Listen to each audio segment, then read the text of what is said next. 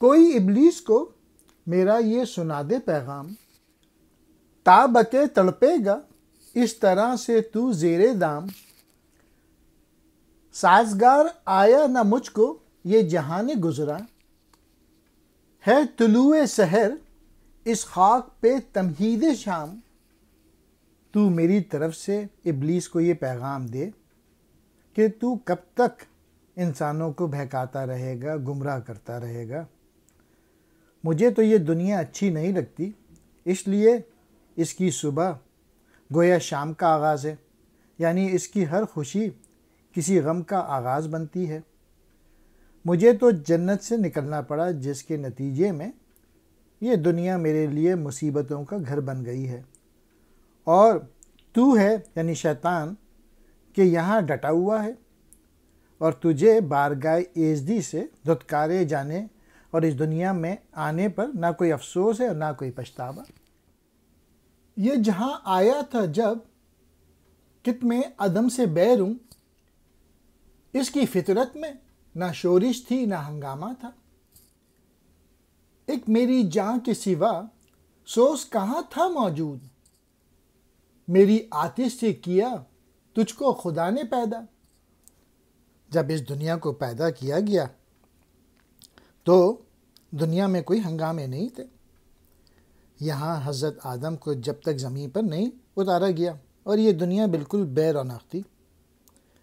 ہماری یعنی انسان کی جان کے بغیر سوز کہاں تھا؟ تجھے یعنی ابلیس کو ہماری آگ سے پیدا کیا گیا۔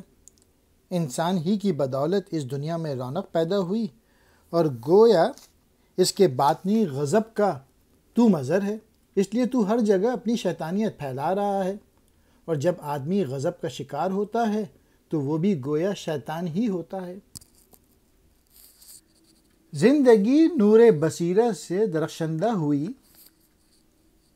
کہ جدائی نے میرے شوق کو جولانی دی۔ تجھ پہ کیا گزری یہ معلوم نہیں ہے مجھ کو، آب و گل نے میری ہستی کو خود آگہی دی۔ جدائی نے جذبہ عشق کو صاحب بصیرت و دانش بنا دیا۔ اس جدائی نے عشق کو حقیقت کی زیادہ تلاش کرنے والا بنا دیا۔ مطلب یہ ہے کہ جب تک انسان جنت میں رہا وہ اپنی صلاحیتوں سے بے خبر رہا۔ خدا سے دوری کی وجہ سے اس میں جذبہ عشق پیدا ہوا، جس سے وہ اپنی صلاحیتیں اور اپنی معرفت سے آگاہ ہوا، اور یوں عنائے مطلق تک رسائی کی خاطر کوششیں کرنے لگا۔ بہرحال اے ابلیس، مجھے معلوم نہیں کہ تو یہاں کس حال میں ہے۔ مجھے تو اپنی خبر ہے کہ اس جسم یا وجود کی وجہ سے مجھے اپنی معرفت کی صلاحیت حاصل ہوئی۔ اپنی چوکھٹ سے اٹھایا تجھے کافر کہہ کر، مضطرب رہتا ہے تو عالم آب و گل میں۔ دیکھ مجھ کو کہ ازل ہی سے ہوں محروم سکون، ایک کانٹے کی خلش سے کہ ہے میرے دل میں۔ اے ابلیس، تجھے تو اللہ تعالیٰ نے اپنی بارگاہ سے دھتکار دیا، اور جس کی وجہ تھی تیری نافرمانی، اور تیرے لیے رجیم، کافر اور طاغوت جیسے سخت الفاظ استعمال کیے گئے۔ تیری بے قراری تو اسی وجہ سے ہے، جبکہ میں یعنی انسان تو صبح ازل سے اس کانٹے کی بنا پر جو میرے دل میں چبویا گیا، یعنی انسان کے دل میں جذبہ عشق پیدا کیا گیا جو میری بے قراری کی وجہ بنتی ہے۔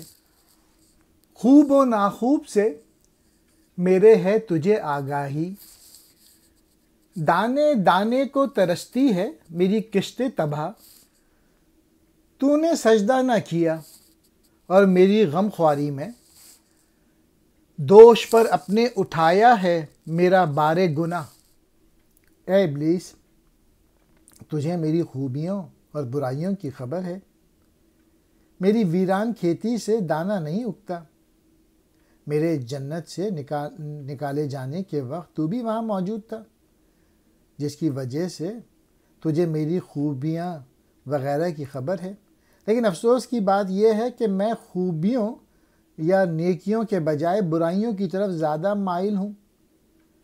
تو نے مجھے آدم کو سجدہ نہ کیا، اور اب مجھ سے ہمدردی کے طور پر تو میرے بے شمار گناہ اپنے ذمہ لے رہا ہے۔ یعنی انسان اپنے گناہوں یا برائیوں کو شیطان کے کھاتے میں ڈال دیتا ہے۔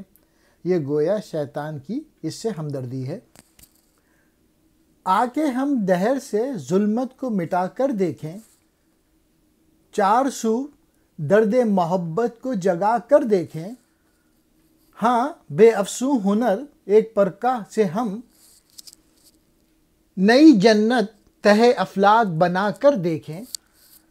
تو اے ابلیس آ کہ ہم دونوں زندگی کی شطرنج شاہانہ انداز میں کھیلیں اور یوں اس دنیا کو پگھلا کر رکھ دیں۔